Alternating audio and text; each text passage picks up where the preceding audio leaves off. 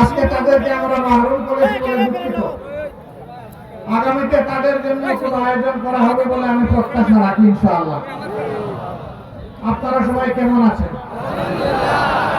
আল্লাহ রাব্বুল আলামিন ইজ্জতের সাথে আপনাদেরকে ভালো রাখুন। এই মাটিকে আমরা খুব ভালোবাসি। কোরআনের পক্ষে কথা বলতে গিয়ে, আল্লাহর দ্বীনের পক্ষে কথা বলতে গিয়ে, মুসলিম নেতৃবৃন্দের পক্ষে কথা বলতে গিয়ে বাংলাদেশের কোন জেলা এত বেশি জীবন এবং রক্ত উপহার দেয়নি।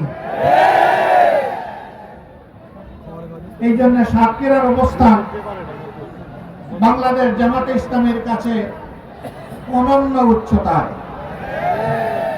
আল্লাহ তাআলার দরবারে দোয়া করি, আল্লাহ তাআলা ক্রমাগত ভাবে যেন এই জেলার মর্যাদা বৃদ্ধি করে দেন।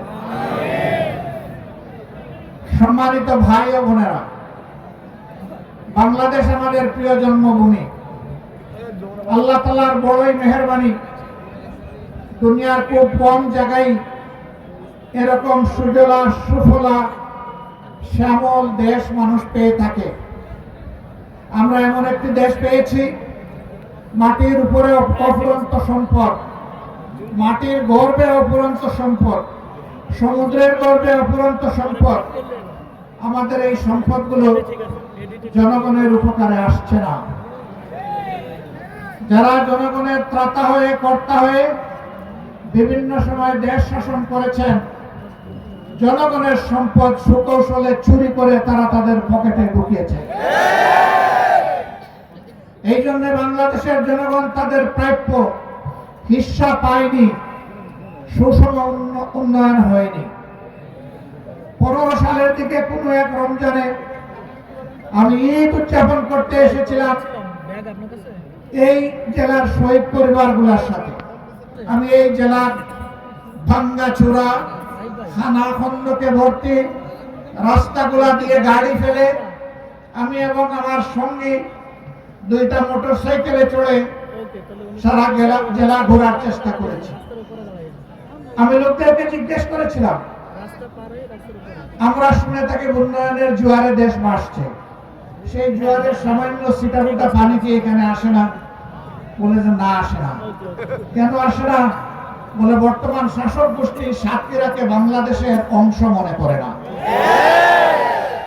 সাতক্ষীরার উপর তারা জুলুম করেছে, সাতক্ষীরার জনগণের অধিকার দেয়নি। মানুষ খুন করেছে, পঙ্গু বানিয়েছে, ইজ্জতের উপর হাত দিয়েছে, সম্পদ লুণ্ঠন করেছে এবং মানুষকে কার্যত তারা তাদের দাসে পরিণত করেছে। কম বেশি এই চিত্র ছিল বাংলাদেশের। সবচেয়ে খারাপ অবস্থা ছিল সাতক্ষীরা। আমরা মহান আল্লাহর দরবারে দোয়া করি, শুধু আল্লাহর দ্বীনের পক্ষ নেওয়ার কারণে যদি এই জেলার এই অবস্থা হয়, আল্লাহ তুমি দুনিয়া এবং আখিরাতে এই জেলার মর্যাদা তুমি বাড়ায় দাও। প্রিয় সহকর্মীবৃন্দ, বাংলাদেশ জামাতে ইসলামী আল্লাহ এবং জনগণের কাছে প্রতিশ্রুতিবদ্ধ যে এই জমিনে আমরা ইনসাফ কায়েম করতে চাই, আমরা দুর্নীতিমুক্ত একটি বাংলাদেশ গড়তে চাই, আমরা সুষম উন্নয়ন মানুষকে উপহার দিতে চাই। আমার জেলায় প্রধানমন্ত্রী আছে, তাই সব কিছু এই দিকে জোয়ারের পানিতে চলে আসবে, এই বাংলাদেশ আমরা দেখতে চাই না। আমরা এমন একটি বাংলাদেশ দেখতে চাই, কেউ চাইলেও তার অধিকার পাবে, না চাইলেও তার অধিকার পাবে।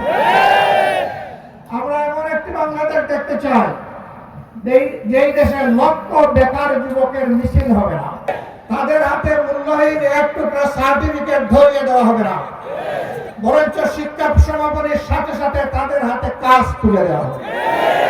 এমন শিক্ষা চাই আর এমন শিক্ষিত জাতি চাই।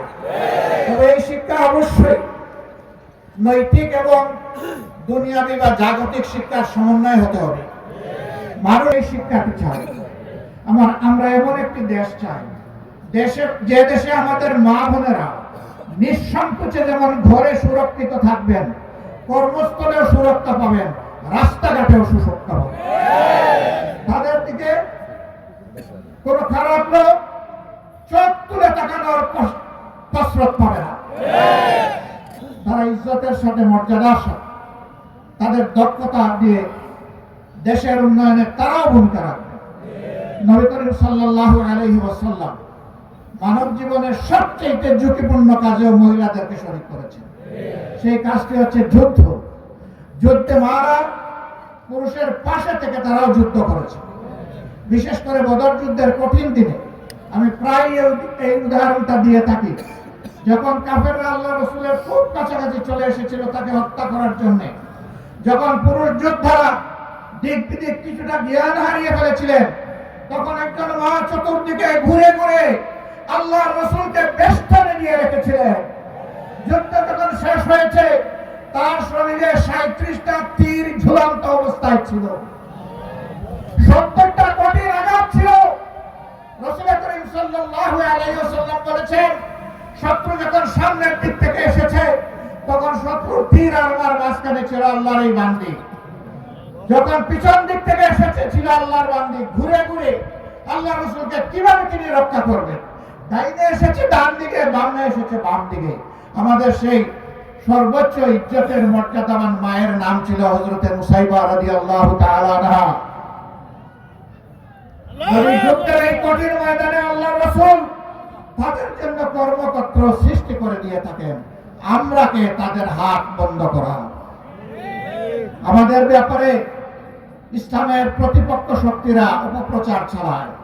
জামাতে ইসলামী ক্ষমতায় গেলে মহিলাদেরকে ঘর থেকে বের হতে দিবে না, আর যদি দেও আস্তে করে এনে জোর করে একটা বোরকা পরাই দেবে।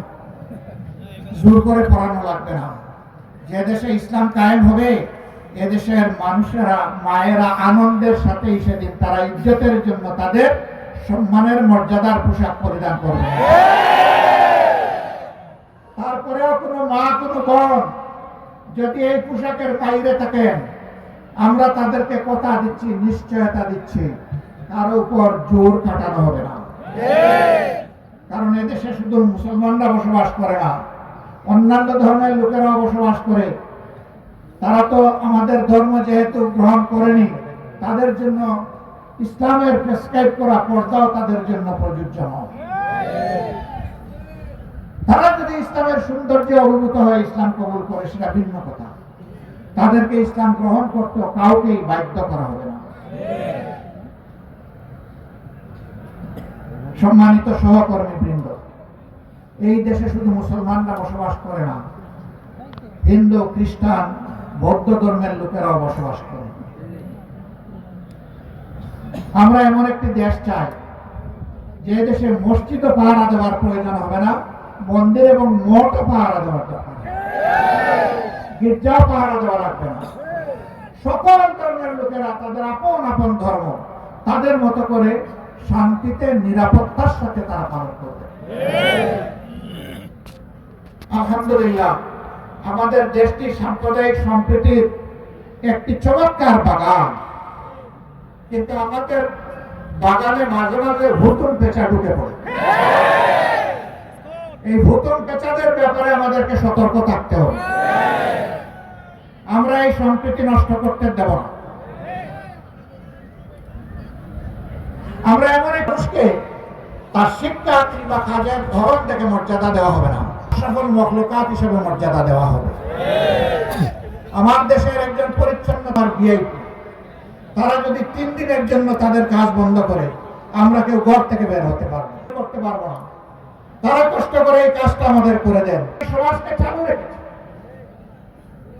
যে ভাইটি আমার রিক্সা চালিয়ে জীবন নির্বাহ করে, ও রিক্সা না চালাইলে আমি আমার কর্মস্থলে যেতে পারবো না। আমি তাকে সেলিউট জানাই। আমি দেখবো না তিনি রিক্সাওয়ালা, আমি এটাও দেখবো না তিনি একজন অতি সাধারণ কম শিক্ষিত মানুষ। আমি তাকে তার কাজের মর্যাদা দেব। এইভাবে সমস্ত মানুষ, মুটে মাঝি, কুলি, যে যেখানে আমরা আছি, শ্রমিক, কৃষক, আপামর জনতা, বিভিন্ন পেশাজীবী, যার যার পেশায় তিনি মর্যাদা এবং দায়িত্ববোধের সাথে দায়িত্ব পালন করবেন ইনশাআল্লাহ। সেই সম্প্রীতির বাংলাদেশ যদি আমরা গঠন করতে পারি, তাহলে এই সম্প্রীতির বাংলাদেশকে রোকার সাধ্য কারোই থাকবে না। এই জন্য আমরা চাই জাতীয় স্বার্থে দল এবং ধর্মের ঊর্ধ্বে উঠে আমরা থাকবো এক। সেই ইস্পাত কঠিন জাতীয় ঐক্য আমরা চাই, যেখানে উলামায়ে কেরাম মর্যাদা পাবেন, পেশাজীবীরা মর্যাদা পাবেন, সকল শ্রেণী পেশার মানুষ মর্যাদা পাবেন। এই যে 24-এর স্বাধীনতা এসেছে এমনি এমনি আসেনি ভাই। 2006 সালের 28 অক্টোবর স্পষ্ট দিবালোকে আলোকে বইটা দিয়ে আদম সন্তানদেরকে হত্যা করার পর যখন তাদের নিথর দেহ পড়ে তড়পাচ্ছিল, তখন তার উপর উঠে বিকৃত রুচির ওই খুনেরা তখন তারা লাফালাফি করেছিল। সেই দিন বাংলাদেশ পথ হারিয়েছিল। সেই পথ হারা বাংলাদেশ দীর্ঘ ত্যাগের পর আবার আল্লাহর অশেষ মেহেরবানিতে 2024 সালের 5 আগস্ট আবার তার পথে ফিরে এসেছে। এর মাঝে অনেক রক্ত দিতে হয়েছে। 57 জন কমিটির দেশপ্রেমিক 24 সেনা অফিসারকে খুন করা হয়েছে 2009 সালের 25 এবং 26 ফেব্রুয়ারি ঢাকার পিলখানায় তৎকালীন বিডিআরের সদর দপ্তরে। এরপরে জামাতে ইসলামের নেতৃবৃন্দকে দফায় দফায় খুন করা হয়েছে। 2 জন সাবেক আমিরে জামাত সহ 11 জন কলিজার টুকরা আমাদের মাথার তাজ শীর্ষ নেতৃবৃন্দকে বিচারের নামে জুলুম করে খুন করা হয়েছে। এই খুনের প্রতিবাদ যারা করেছেন, অন্যায়ের প্রতিবাদ করেছেন, তাদেরকে গ্রামে গঞ্জে খুন করা হয়েছে। আগেই বলেছি সবচেয়ে বেশি খুনের ঘটনা ঘটেছে এই সাতক্ষীরায়। তারপরে আপনাদের পার্শ্ববর্তী জেলা ঝিনাইদহে এইভাবে বিভিন্ন জায়গায় খুনের তাণ্ডব চালানো হয়েছে। ভাই ও বোনেরা, সর্বশেষ এই বছরে 1 জুলাই থেকে শুরু করে 5 আগস্ট পর্যন্ত খুনের বন্যায় বাংলাদেশকে ভাসিয়ে দেওয়া হয়েছে। বৈষম্য বিরোধী ছাত্র জনতা রাস্তায় নেমে এসেছিল। তাদের হাতে কোনো আগ্নেয়াস্ত্র ছিল না, এমনকি তাদের হাতে কোনো ইটপাটকেল ছিল না। তারা শান্তিপূর্ণভাবে দাবি আদায়ের জন্য রাস্তায় নেমেছিল। কোটা সংস্কারের জন্য, কোটা বাতিলের জন্য নয়। তারা বলেছিল যৌক্তিক কোটা দেন, আমাদের আপত্তি নাই, কিন্তু কোটার নামে জাতির সাথে মেধার সাথে তামসা করবেন তা আমরা মানব না। কেন তারা এটা বললো? এই চালায় তাদের বিরুদ্ধে মানুষের কিনা, এদেশের মানুষের কিনায় অস্ত্র এবং বুলেট দিয়ে জাতির বিরুদ্ধে তাদেরকে পাঠিয়ে দেওয়া হলো। একদিকে সরকারি বাহিনীকে নামিয়ে দেওয়া হলো, আরেকদিকে সরকার তাদের সশস্ত্র জালিমের জুলুমের শিকার হয়ে যারা বিদায় নিয়েছেন, আল্লাহর দরবারে দোয়া করি আল্লাহ তাআলা তাদেরকে শহীদ হিসাবে কবুল করুন। তাদের পরিবারকে আল্লাহ মর্যাদা দান করুন। এই পরিবারগুলো জাতির সম্পদ। আজীবন আল্লাহ তাআলা এই পরিবারগুলোর কাছে আমাদের ঋণবোধের মানসিকতা নিয়ে তাদেরকে সম্মান করার তৌফিক দান করুন। যারা পঙ্গু হয়েছেন তাদের খেদমতকে আল্লাহ কবুল করুন। আল্লাহ তাদের জীবনটা সচল করে দিন। প্রিয় সাতক্ষীরাবাসী, আজকে আসার পথে আমি দেখলাম এরকম আরো 3টা মাঠ উপচে পড়া মানুষ রাস্তাঘাটে। এই মাঠে তাদেরকে সুযোগ দেওয়া যায়নি বলে আমি সবার পক্ষ থেকে দুঃখ প্রকাশ করছি। আল্লাহ তাআলার আসমান অসীম, জমিন সসীম। সেই সসীম জমিনের ছোট্ট একটা টুকরা আমরা পেয়েছি। আমরা এই বাংলাদেশকে প্রাণ উজাড় করে ভালোবাসতে চাই। আমরা ভালোবাসি। এই জন্য আমাদের কোনো দাদা, মামা, খালু, ফুফির বাড়ি নাই। এটি আমাদের আউয়াল ঠিকানা, দুনিয়ায় এটি আমাদের আখের ঠিকানা। আমাদের উপর জুলুম করা হয়েছে, আমরা দেশ ছেড়ে কোথাও পালিয়ে যাই।